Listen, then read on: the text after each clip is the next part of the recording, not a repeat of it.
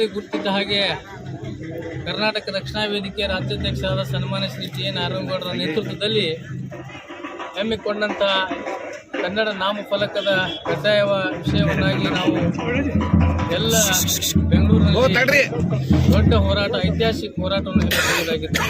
ಆ ಹೋರಾಟದಲ್ಲಿ ನಾವು ಇಡೀ ರಾಜ್ಯದ ಮೂಲೆ ಮೂಲೆಯಿಂದ ಕಾರ್ಯಕರ್ತರು ಬಂದಿದ್ದರು, ಆ ಹೋರಾಟದಲ್ಲಿ ಪಾಲ್ಗೊಂಡಿದ್ದರು. ಆದಾಗ್ಯೂ ಕೂಡ ಅಲ್ಲಿ ಸ್ವಲ್ಪ ಸಣ್ಣ ಪುಟ್ಟ ಘಟನೆಗಳು ಆಗುವ ಸಹಜ. ಅಂಥ ಒಂದು ಸಂದರ್ಭದಲ್ಲಿ ಇವತ್ತು ಸರ್ಕಾರ ನಮ್ಮ ಹೋರಾಟಕ್ಕೆ ಮತ್ತು ಕನ್ನಡ ಪರ ಸಂಘಟನೆಗೆ ಹಕ್ಕು ತಿಕ್ಕುವಂಥ ಕೆಲಸವಂತೂ ಮಾಡಿದ್ದು.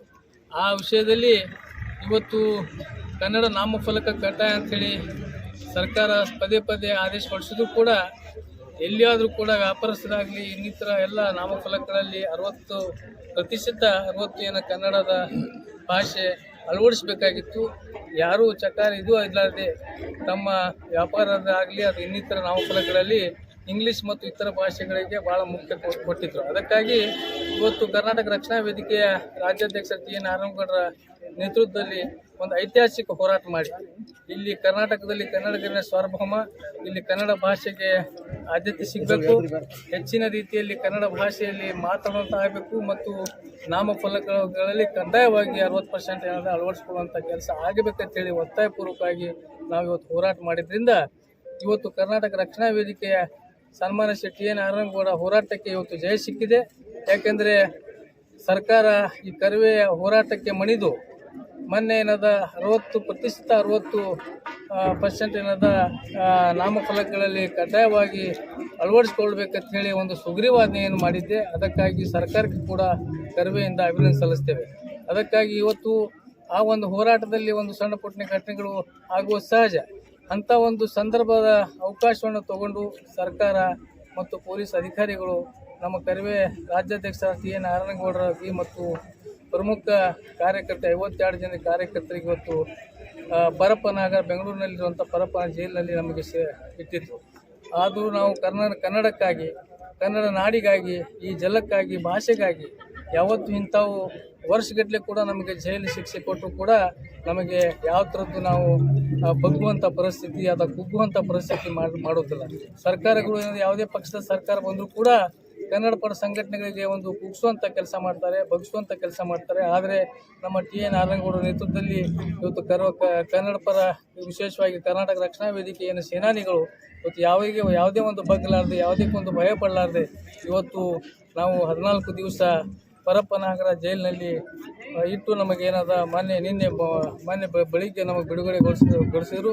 ಅದಕ್ಕಾಗಿ ಇಂಥ ಸಾಕಷ್ಟು ಯಾವುದೇ ಒಂದು ಭಯಕ್ಕೆ, ಯಾವುದೇ ಒಂದು ಅಂಜಿಲಾರದೆ ಇವತ್ತು ಜೈಲು ಶಿಕ್ಷೆ ಆಗಲಿ ಅಥವಾ ಇನ್ನಿತರ 100 ಕೇಸ್ಗಳು ಬಿದ್ದರೂ ಕೂಡ ಇವತ್ತು ಕರ್ನಾಟಕ ರಕ್ಷಣಾ ವೇದಿಕೆ ನಾರಾಯಣಗೌಡ ನೇತೃತ್ವದಲ್ಲಿ ಯಾವ ಕಾರ್ಯಕರ್ತರು ಹಿಂದೆ ಸರಿಯುವುದಿಲ್ಲ.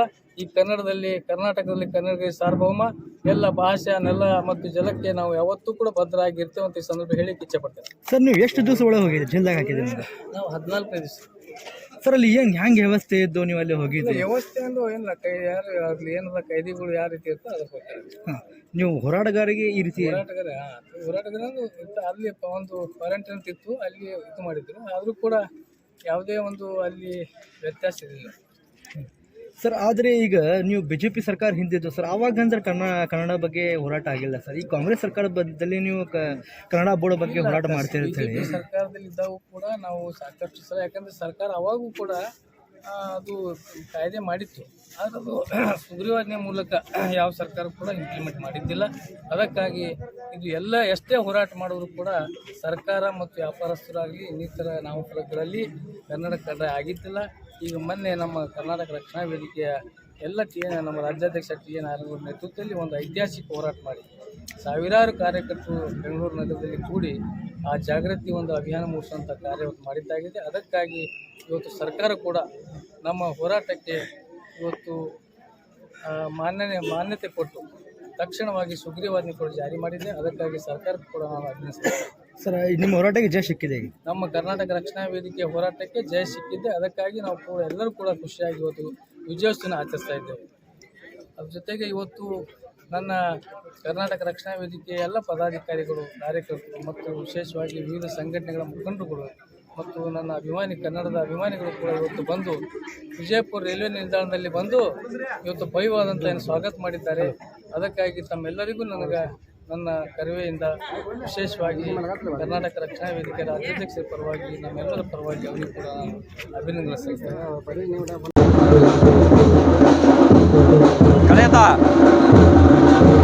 ಡಿಸೆಂಬರ್ ತಿಂಗಳಲ್ಲಿ 21ನೇ ತಾರೀಕಿಗೆ ನಮ್ಮ ಕರ್ನಾಟಕ ರಕ್ಷಣಾ ವೇದಿಕೆ ರಾಜ್ಯಾಧ್ಯಕ್ಷರ ಸನ್ಮಾನ್ಯ ಟಿ.ಎನ್. ನಾರಾಯಣಗೌಡರ ನೇತೃತ್ವದಲ್ಲಿ ಏನು ರಾಜ್ಯಾದ್ಯಂತ ಕನ್ನಡ ನಾಮಫಲಕವನ್ನು ಅಳವಡಿಸಬೇಕೆಂದು ಏನು ಹೋರಾಟ ಹಮ್ಮಿಕೊಳ್ಳಲಾಗಿದ್ದು, ಆ ಹೋರಾಟದಲ್ಲಿ ನಮ್ಮ ಕನ್ನಡದ ಹುಲಿಗಳಿಗೆ 57 ಹುಲಿಗಳಿಗೆ ನಮ್ಮ ರಾಜ್ಯಾಧ್ಯಕ್ಷ ಸನ್ಮಾನ್ಯ ಟಿ.ಎನ್. ನಾರಾಯಣಗೌಡರಿಗೆ ಬಂಧಿಸಲಾಗಿದ್ದು, ಅದಕ್ಕೆ ನಿನ್ನೆ ತಾನೇ ಆ ಜೈಲಿಂದ ಬಿಡುಗಡೆ ಆದ ನಂತರ ಕರ್ನಾಟಕ ರಕ್ಷಣಾ ವೇದಿಕೆ ವಿಜಯಪುರ ಜಿಲ್ಲಾ ಅಧ್ಯಕ್ಷರಾದ ಸನ್ಮಾನ್ಯ ಎಂ.ಸಿ. ಮೊಲ್ಲಾ ಅವರು ಹಾಗೂ ಹಿರಿಯ ಉಪಾಧ್ಯಕ್ಷರಾದಂಥ ಸನ್ಮಾನ್ಯ ಮಾದೇವರಾಜು ಅವರು ಇವತ್ತು ವಿಜಯಪುರ ನಗರಕ್ಕೆ ಆಗಮಿಸಿದ್ದು, ಅವರಿಗೆ ಎಲ್ಲ ಕರ್ನಾಟಕ ರಕ್ಷಣಾ ವೇದಿಕೆ ಪದಾಧಿಕಾರಿಗಳು, ವಿವಿಧ ಪ್ರಗತಿಪರ ಸಂಘಟನೆಗಳು, ಕನ್ನಡದ ಅಭಿಮಾನಿಗಳು ಭವ್ಯವಾದ ಸ್ವಾಗತವನ್ನು ಕೋರಲಾಗಿದೆ.